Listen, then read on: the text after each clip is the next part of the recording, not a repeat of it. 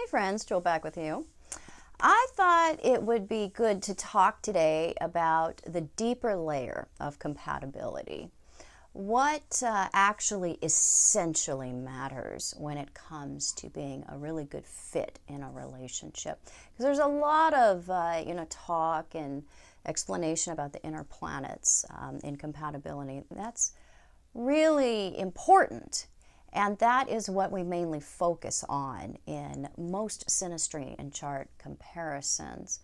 Because the inner planets have a lot to say about how we get along and how we feel about each other and what personal complexes and pathologies that we're hooking into with each other. It's very important to look at the inner planets because we're looking at how two personalities essentially combine and reflect and bounce off of each other. But compatibility, essential compatibility, goes much, much deeper than that.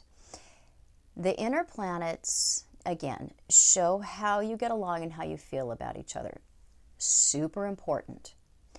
But Jupiter and the ninth house show how your vision for your life and your hopes and your dreams for your future combine.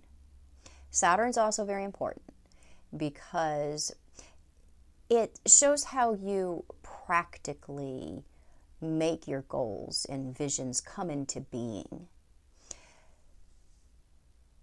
But Jupiter, ninth house, that stuff really needs to be well combined or in agreement. If you don't have similar or at least a complementary vision for your lives, you don't have enough to work with to create a successful relationship. Vedic astrology understands this really well. Eastern astrology really emphasizes the D9 chart when they're doing compatibility comparison. And this probably comes from their tradition of arranged marriage. They really understand that if you match Jupiter ninth house stuff, if there's a mutual affinity or agreement there, then that does show happiness and success for a couple, regardless of the absence of feelings initially of love or attractiveness or bondedness. Jupiter and the ninth house describe everyone's vision for their life and what gives their lives meaning. It's what gives you hope and what makes you able to get out of bed in the morning. Jupiter is also our cultural understanding of morality and right and wrong and laws. It's a lot about culture and what we derive from it. Jupiter is also the superego in psychology. So abundance, money, education, travel, hope, buoyancy, beliefs, children, religion, sociology, philosophy, growth, and a woman's vision for her mate and her married life. All Jupiter. All of these things are related, and that is why they are all ruled by the same planet. Jupiter is everything when it comes to enlightenment, and on the flip side, the illusion of truth or evil. Basically, it represents the culturally absorbed beliefs that we interpret our experiences through that infuses those experiences with meaning. So I mentioned that Jupiter is a woman's vision of a mate. It's her idea of abundance and what children are and what will increase her own worth in the world. The moon is also really essential in compatibility. Also, Jupiter and the moon are the two deeper layers of compatibility. The moon describes a man's mate and feelings of security, safety, and home, and one's emotional needs. Men, even gay men, are looking for in their mate figure the moon. Sexual preference does not change what the genders are looking for. Lesbians look for Jupiter in their mates. Gay males look for the moon in their mates. Gay people don't become the other gender just because they are gay. Gay males are not women, and lesbians are not men. Gay people are searching for the same needs to be met in relationships as straight people are. The moon and Jupiter are essential to both genders when it comes to compatibility, but they describe the different motivation for relationships that men and women have. Women are looking for an increase and to add an element of adventure to their lives. Men are looking for security, belonging, familiarity, and safety. The moon describes a woman's link to her parents and the past and the mother. For men, the moon is representing the domestic partner and the mother, the original home. For women, the moon, again, is the parents and the original home.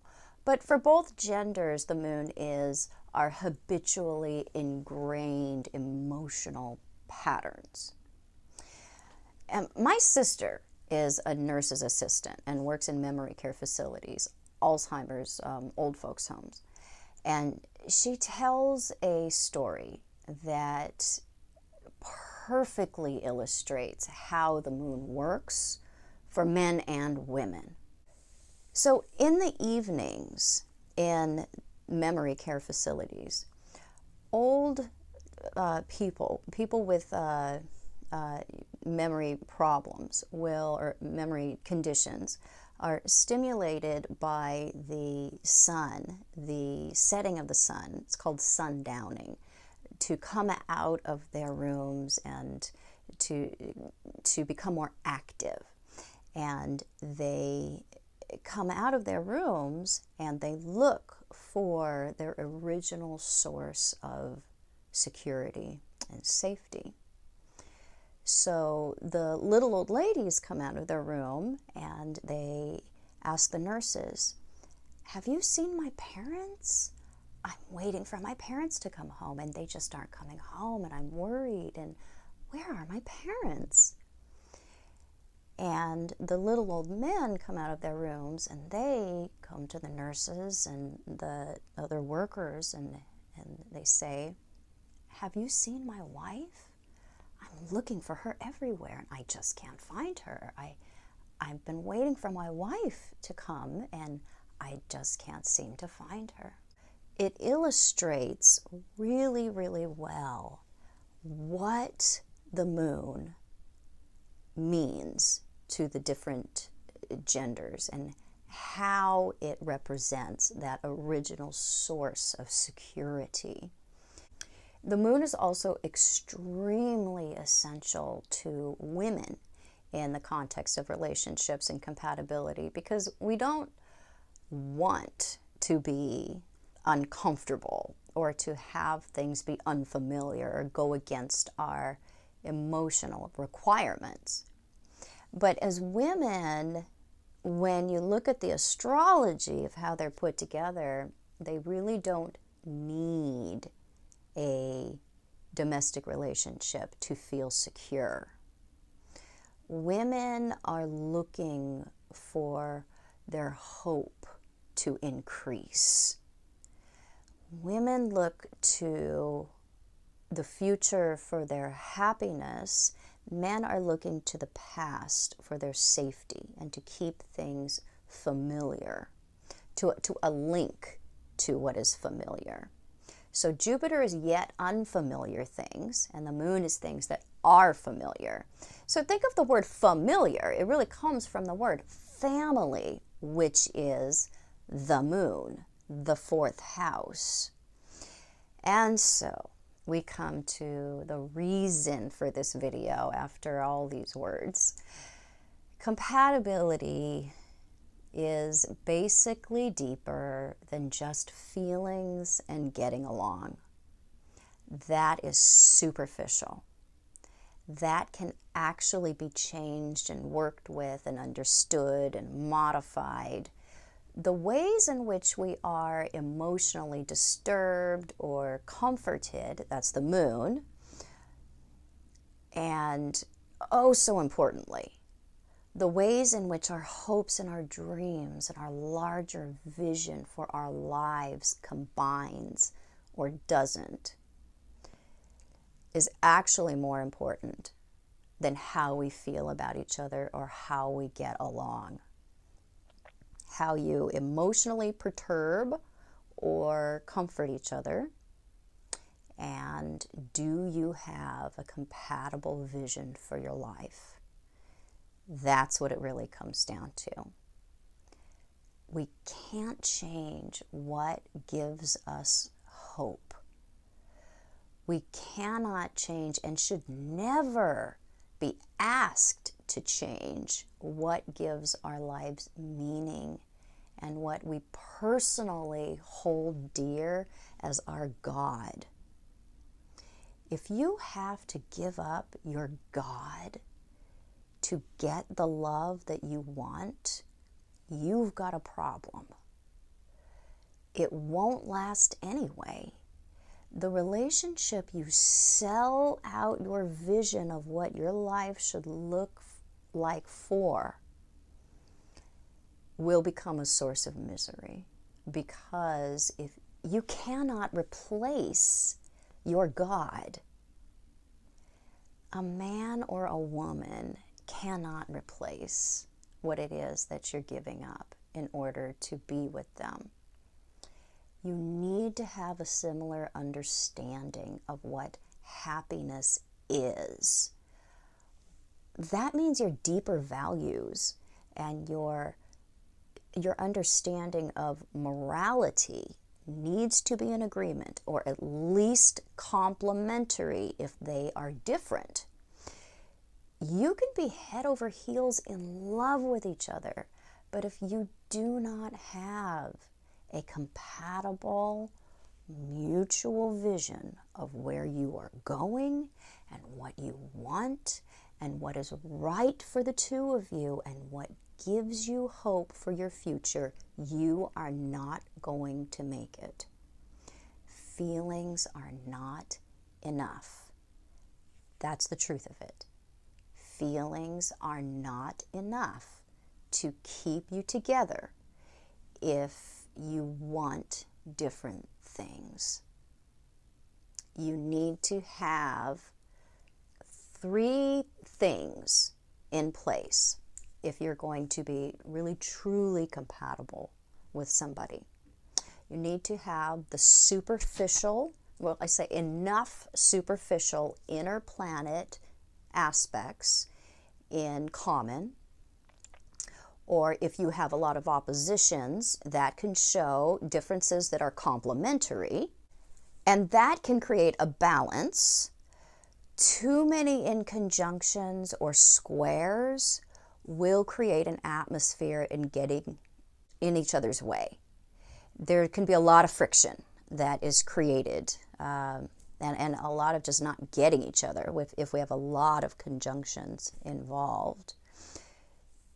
The other thing is you need to have aspects to each other's moons that are not too disturbing and that ideally create a sense of comfort and familiarity. No aspects between the moons or to other planets, because you don't have to have the moons in aspect to each other in particular. No aspects that are difficult, or minimal aspects that are difficult to your moons, are better than, difficult aspects. So nothing is better than difficult. You must have a similar. This is the third thing. You must have a similar, or if it's different, at least a complementary idea of what you want your individualized to be and what your relationship to look like, what you want it to stand for. What does it mean to you? Again, if your vision for your relationship and what you expect your mutual happiness to be derived from is not in agreement, you don't have enough to work with.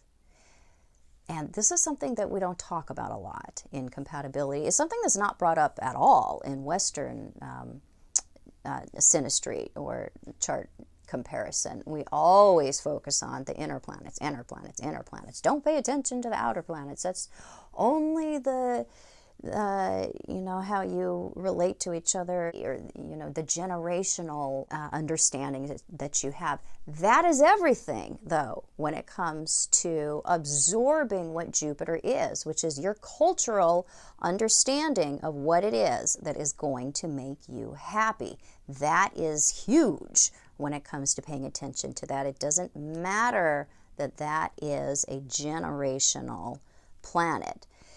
So if you are about the same things, then you can work out any number of difficult inner planet aspects that would otherwise be insurmountable. You can have things that are not in common, all kinds of things at the superficial level, and still make it if you've got that vision in place, if you've got good Jupiter and good ninth house stuff there. And it's not going to be found in specific aspects between Jupiter. I don't want to get a million comments of, but what about this one and this one and this one? That's not going to help you. It's an overall understanding of who you both essentially are and what you are both about. It's not going to be found in specific aspects. It can help if you're doing like ninth house comparisons, Jupiter comparisons. You want to see all those things because they all mean something. But it's not that easy. You can't just look at it and say, oh, your Jupiters are square. It's not going to work. It's not that easy. It's an overall understanding. So this is a thing that, again, most astrologers and most books on synastry don't get. That if that vision isn't in place, it's not going to work out. You can have everything else perfect agreement between all those inner planets. If you don't want the same things, what are you doing together? So I hope this was helpful. If it was, please subscribe to my channel. You can find me on the internet at truthandaspectastrology.com, Facebook, Instagram, other social media at Truth and Aspect Astrology. I am mainly a relationship and intimacy astrologer, but I interpret all types of charts. And please find me on Patreon and support me over there so I can make more videos for you more often. And I'll be back super soon with more super cool videos.